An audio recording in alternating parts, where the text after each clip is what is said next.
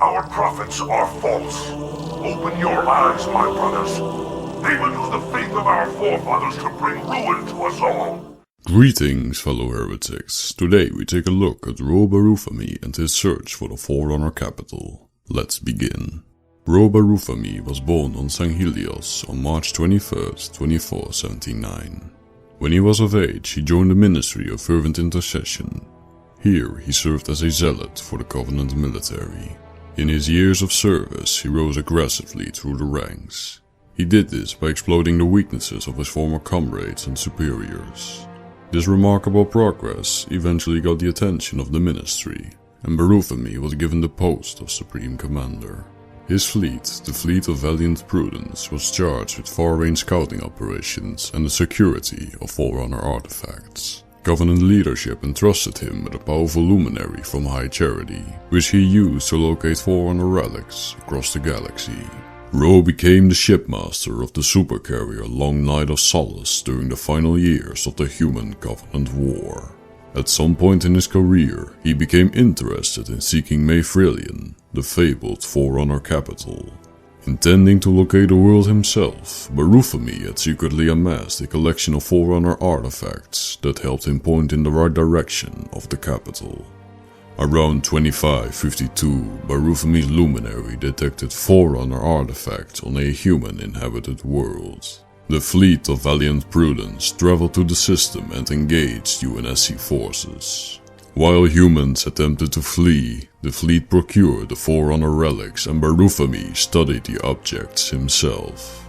The artifacts were then processed through the luminary, and Barutamee realized that the objects pointed towards an uncharted system. Although he recognized several symbols that indicated danger, Rho Barutamee was determined to embark to this mysterious system. He then ordered the destruction of the remaining human forces in the system to prevent any UNSC from following the fleet to its next destination. By July 2552, the Fleet of Valiant Prudence had arrived at its next destination, the Epsilon Eridani system, home of the UNSC stronghold of Reach. Barutamee was surprised to learn that the system boasted a massive human presence in the form of the Epsilon Eridani fleet. So he began preparing his own fleet for the first assault on Reach. However, Barutamee had ulterior motives aside from glancing Reach.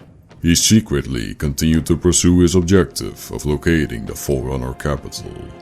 And he came to believe that the Forerunner artifacts on Reach were the final piece to the puzzle that was the capital's coordinates. Barutamee then took charge of a hand-picked crew of Sangheli zealots, who were known as the devoted sentries from the cloaked Long Night of Solace. Together they covertly searched for numerous Forerunner relics scattered across Reach. When the UNSC realized that the Covenant had arrived in the system, a large-scale engagement began. The Covenant's arrival forced Oni's research team to abandon their effort at uncovering a Forerunner installation, which was buried beneath the surface of the planetoid's Oort cloud. As the research team attempted one final effort, they inadvertently activated the Forerunner systems within the installation, revealing the site's location to Barutamee and the Fleet of Valiant Prudence. The human scientists managed to recover a Forerunner artifact from within the installation and departed the Oort cloud. Barutamee then ordered his fleet's reconnaissance elements to retrieve the artifact when he learned of the object's importance. However, Vice Admiral Michael Stanford intended to lure the Covenant fleet away from the relic and into a trap over Reach. Barutamee continued to search for Forerunner artifacts that he hoped would reveal the location of the capital. However, he feared that a massive fleet from the Ministry of Resolution, which was heading toward Reach, would rob him of the chance to secret away relics from the other ministries and locate the Forerunner capital.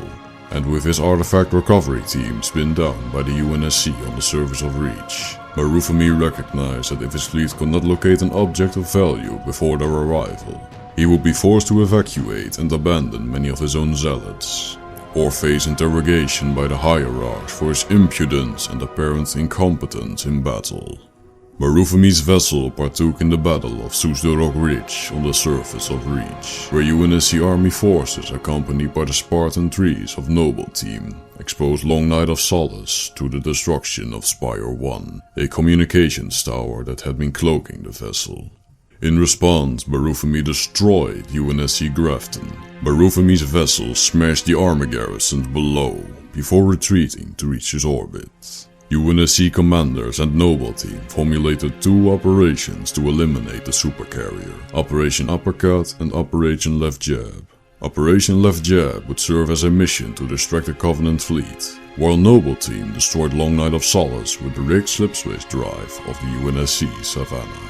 And on August 14, 2552, the operations were set in motion. While the Epsilon Eridani fleet engaged the fleet of Valiant Prudence, the significantly smaller Covenant fleet became stretched thin, leaving Barufamee's flagship open for a direct attack. The UNSC hijacked the heavy corvette Ardent Prayer and used the rigged slipspace drive to detonate underneath the supercarrier. Rho Barutamee was presumably killed along with his entire crew when a subsequent slipspace rupture tore the ship in half, or when its remains re-entered the atmosphere and crashed on the surface. Following the death of Rho Barutamee, his lieutenant, Shipmaster Kantar Utorali, assumed command of the now splintered fleet of Valiant Prudence. In a last-ditch effort, Barufami's fleet attempted to recover the Forerunner relic from Epsilon Eridani's Oort Cloud, now held in a space station near Torul. This plan unfortunately failed. While Rho Barutamee's search for the Forerunner capital has come to an end, the campaign on Reach was a success, and certainly not the end of the Human Covenant War.